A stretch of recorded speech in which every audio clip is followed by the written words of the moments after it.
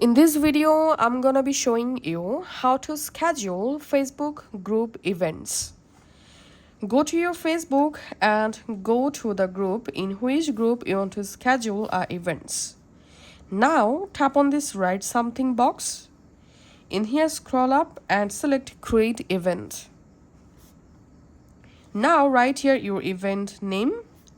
Select here your event start and end date and time.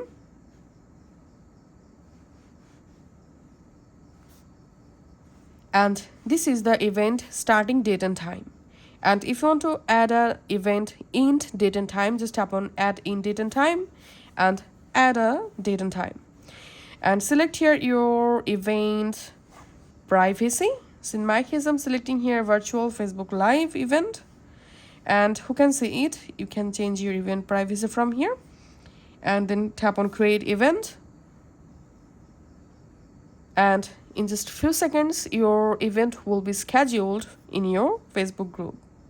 As you can see, now just tap on post. And here we can see the event successfully scheduled at this date and time. Thanks for watching.